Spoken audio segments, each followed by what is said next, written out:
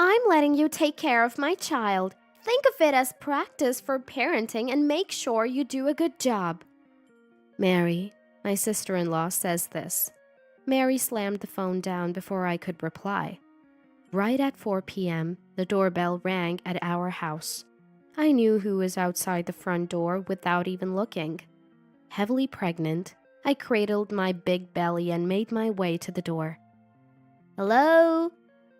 There stood Tiffany, Mary's daughter, looking down in front of the doorway. She's in the 3rd grade, 9 years old, and in her arms, she cradled her 2-week-old baby brother, Kevin. Welcome. I'm sorry. If it's too much trouble, it's okay. Don't be shy. Please come in. I spoke gently to my niece, who looked apologetic, and invited them both inside. It's been exactly a week since they started coming to my house. I'm currently pregnant, and until last week, I was working because my job is desk-based and I earned more than my husband. I just started my maternity leave as I entered the final month. That's when Mary, as if waiting for this moment, demanded babysitting. Take care of a 9-year-old and a newborn. It's good practice for parenting. Mary, who called me with such a request, started sending Tiffany, burdened with bags, to our house right after school the next day. The first time they came to our house, my niece had the same apologetic face as today. I'm sorry. That was the first thing she said. Mom told me to stay here until she picks me up, she whispered in a frail voice. On the internet, you often hear that the key to refusing babysitting requests is to say no the first time. Once you feed them, it's over. Such words are being thrown around. I should have refused right there, but I couldn't turn away my niece, who was looking down with a bag carelessly stuffed with diapers and bottles on her shoulder, and my crying newborn nephew in her arms. I'll take care of Kevin. While at our house, she behaved quietly and took good care of her brother. I was surprised at how adeptly she managed. It's okay. It's good practice for when my baby comes. I said that to my niece. But taking care of a newborn with a big belly was hard. Preparing milk, changing diapers, each task was a struggle. It's already nerve-wracking to take a 2-week-old baby outside, let alone leave them in the care of an elementary schooler. Is Mary doing her parenting right at home? As I watched my nephew peacefully sleeping after feeding, and my niece sitting quietly beside him, I grew very worried about them both. Babysitting was fun, right? On the first day, Mary came to pick up her nieces after 8 p.m. Without a word of thanks to me, she checked the bag she had given to her niece and immediately started yelling. The formula's almost gone. How much did you use? Just the amount it says. It's not visibly less at first glance. I didn't use that much, but Mary seemed desperate to complain about something. She confronted me with eyes like a demon. Diluted 3 times more. It's wasteful. That's why people with no parenting experience are useless. Mary shouted, spraying spit, then yanked her niece's arm and left. This wasn't the first time Mary had been abusive towards me. She had looked down on me ever since I went with my husband to his parents' house to announce our marriage. Getting married at 36? You're practically an old lady.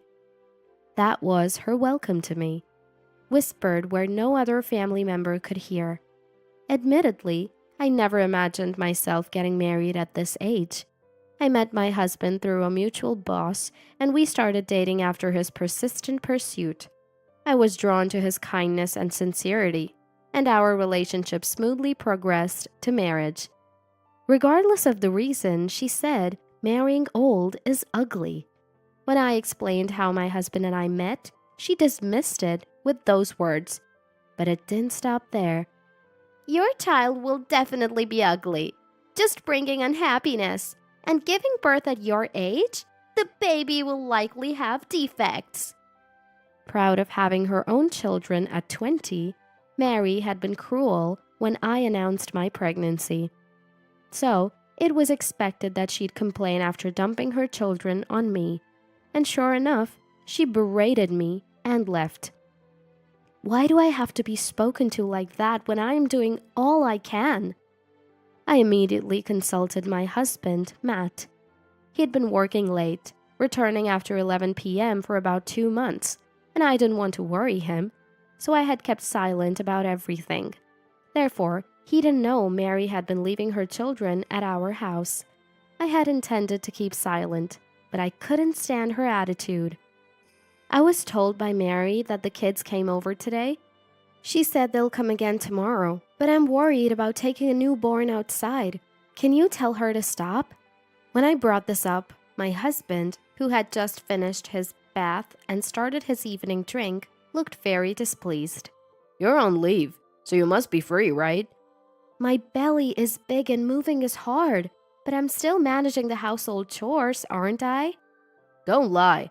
You're just lazing around because it's your last month. He said that and slammed his hand on the desk. His face, with eyes raised, was just like Mary when she scolded me. I had never seen my husband like this and was bewildered.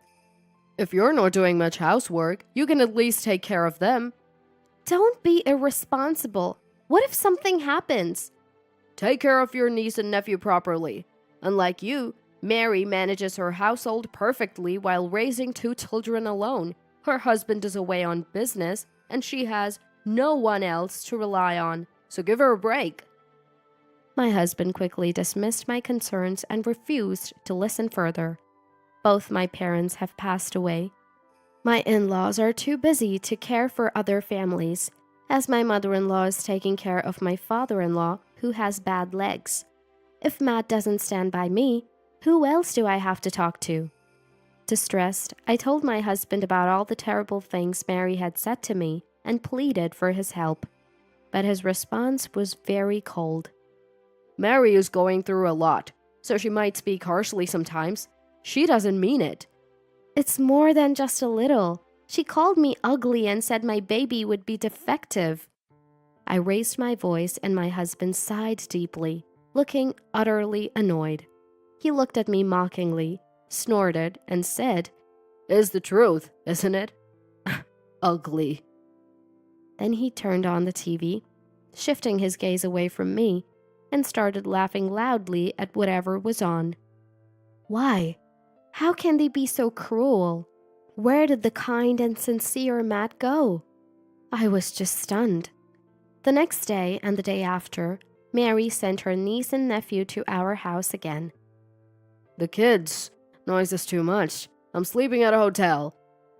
That was on the 4th day since the children started coming over, just when my husband was complaining about not being able to relax at home. Mary was picking her up late, at 10 p.m. and 11 p.m., and her husband was complaining about not being able to relax at home. I was too exhausted from the unfamiliar task of childcare to stop him. On the 5th night, Mary didn't come home until after midnight. I put my niece and nephew to bed in the back room and confronted Mary. What were you doing until this time? Resting my body. Tired from housework and childcare. Got a problem? Please stop. Staying up late is bad for my pregnant body. It doesn't matter if a defective child is born, right? Enough! What if something happens to my baby? Then so be it. It'll save on food costs, right? I was speechless at Mary's response. Talking to her is pointless. Same with my husband. They're no help. Maybe I should consult my in-laws. But I hesitated, not wanting to burden them as they're already dealing with caregiving. A week passed since the kids first came, and I still hadn't called. "And Lucy, I'm sorry," Tiffany, my niece, said with a sorry face. Don't apologize, Tiffany. It's not your fault. "But you're tired because of me and Kevin, right? Mom should be taking care of Kevin." Tiffany looked close to tears, genuinely concerned for me and her brother. I had spent the week not only taking care of my nephew, but also talking a lot with my niece. By now, she would even laugh at my jokes. and we had become quite close. Her kindness was a comfort to me, feeling so alone. "Tiffany, your mom is tired and needs a rest." No matter how badly Mary treated me, she was still an irreplaceable mother to her children. I never spoke ill of her in front of her kids, but upon hearing my words, my niece immediately shook her head vigorously. She always leaves everything at home to me and just sleeps. "Really?" I must have looked very foolish at that moment. She just lies on the couch, watching TV and laughing. I remembered my husband's image from a few days ago, ignoring me and laughing loudly at the TV. What kind of chores does Tiffany do? Oh, I do a lot, like laundry and washing dishes. That's why your hands are so rough. I had been applying hand cream to my niece's rough hands daily, thinking it was from playing at school, but I was shocked to learn the real reason. Yeah, and I take care of all of Kevin's needs too. No wonder she was so good at feeding him milk. I remembered being surprised by how quickly she changed diapers, and then recalled something else that worried me: Kevin's diaper rash. How often do you change Kevin's diaper? Once a day. Here it's 3 times though. What? Really? Mom says it's wasteful to change it more. My niece's shocking revelations continued. And Kevin only gets fed when Mom feels like it. I had noticed Kevin wasn't as chubby as other babies, but didn't realize this was why. Mary had insisted I dilute the formula 3 to 4 times more than normal, and I thought it was just a complaint against me. But it turned out she actually was doing that. I'm fine because I eat at school, but it's sad for Kevin. And for meals other than lunch? Just milk and the crusts of bread. It tastes good with a little sugar. Isn't that a lie? I was speechless, contrasting with my niece's smile. I needed to tell my husband, but he was ignoring all my messages. Furthermore, I didn't know which hotel he was in, so I had no choice but to wait for them to come back. "I'm back. Hey, aren't you here?" The next day when he returned, I was lying in bed, feeling unusually heavy. "I guess she's out." I was reaching for the bedroom doorknob when I heard that. Lucky me. Don't have to see the ugly face. Mary's voice followed, and it seemed my husband was on hands-free with her. How could she brazenly call me ugly to my husband? I strained to hear his response. "Today's my lucky day. Annoying to have an old woman I married for money around all day." I gasped in shock. My husband not only agreed with Mary, but also insulted me. Fortunately, he didn't hear me over his loud phone call. Poor Matt. Having to deal with an old pregnant woman he just wants money from. Yeah, a real mistake and the worst. Never thought she could get pregnant at that age. I was shocked by his cruel words and quickly started recording on my phone. I'm relieved, actually. I can relax by dumping the annoying kids on you. I bet you're feeding a nice story to your husband on a business trip. I tell him Lucy insists on taking them, so I let her for 2 hours on weekdays to rest my postpartum body. When did I ever say I wanted to take care of them? And she comes to pick them up past midnight on the worst days. What a liar! I wanted to burst out and confront them, but I bit my lip and continued listening. Now, I just lie down and do some online shopping to pass the time, but I'm planning to go out shopping soon. Despite Mary's inhuman comments, my husband was laughing loudly. Their disgusting laughter echoed through the house, making me feel immensely uncomfortable. How about you, Matt? Things going well with the new girlfriend? New girlfriend? As their conversation escalated with excitement, Mary dropped a bombshell. I pressed my ear against the door, not wanting to miss a word. Of course, young girls are the best. I plan to divorce Lucy after using up her money and switch to someone else. What about child support? I won't pay any. I'll just disappear after the divorce. So, my husband was only interested in my money. His pursuit and kindness were all for money. Cheating on a pregnant woman and planning to abandon me when I'm no longer useful. I was fooled into marrying such a person, furious and shaken. I trembled with anger. I couldn't tell if my tears were from sadness or rage as I cried bitterly. I won't forgive them. After crying my heart out, I vowed revenge. 2 weeks passed, and today, as usual, my niece arrived with her brother. Mary came too, and our doorbell rang just after 7 p.m. I adjusted to your schedule, so the least you can do is give me a Chanel bag as an apology. Mary's shrill voice was about her having to accompany the kids because I said I had plans and couldn't take them until the evening. After all I've done without even a word of appreciation, she has the audacity to demand a bag for a slight delay. Irritated, I led Mary and the kids to the living room. There, another person was waiting. What a horrible thing to say! The moment Mary saw who it was, her face froze. I almost burst out laughing at her dumbfounded expression. Bill? It was Mary's husband, Bill. I had called him beforehand. Why are you here? Mary's face turned pale. In contrast, my niece looked unusually happy. Dad, it's been so long. I'm so happy to see you. Me too, sweetie. Next to my tearful niece, Mary looked visibly shaken, her eyes wide. As this was happening, another figure appeared. What's all this noise in the living room? Wait, what?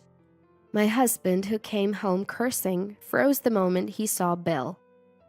Welcome back, Matt. Hey, what's this about? Weren't Dad and Mom supposed to be here?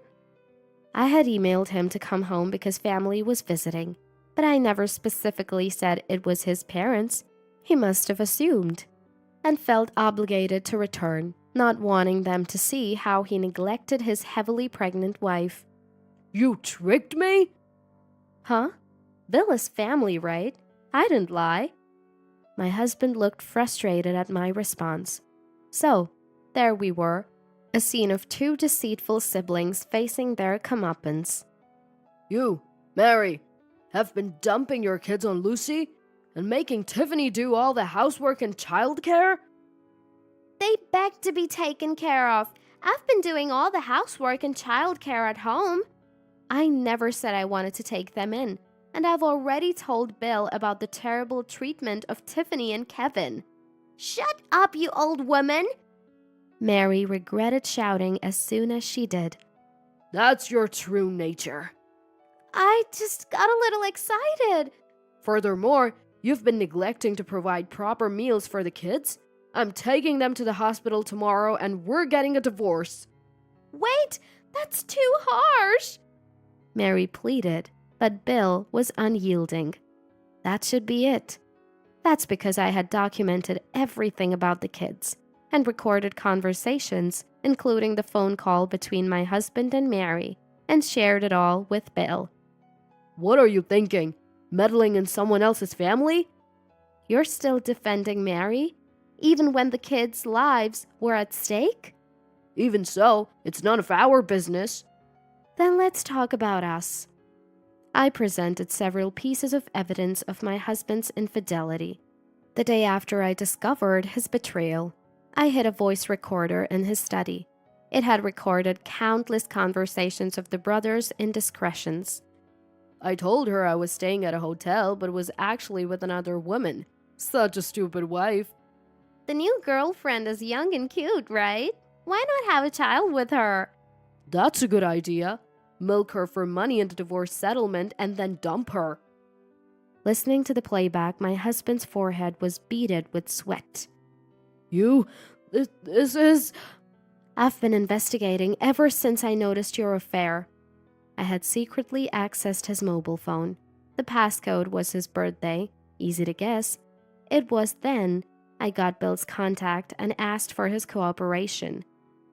I found lovey-dovey messages with young girls, disgusting photos and videos in a hotel.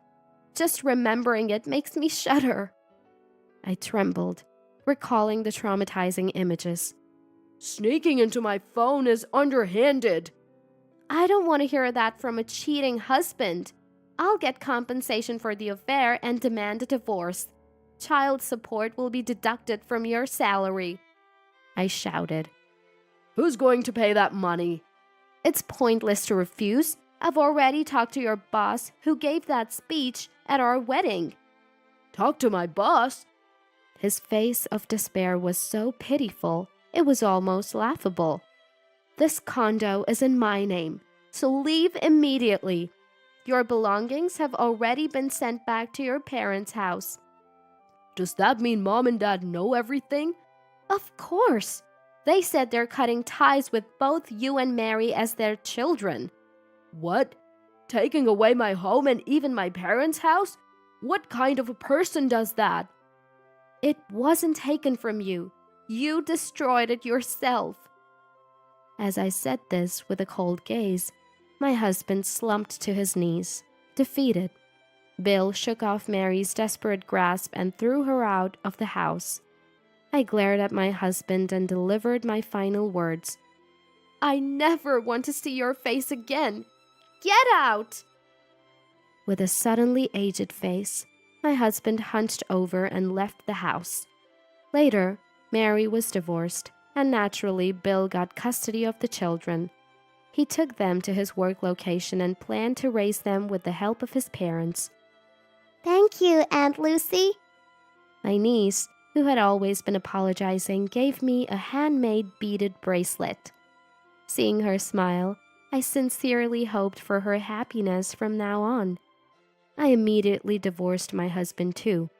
I demanded $20,000 in compensation from both my ex-husband and his mistress, and also filed for child support.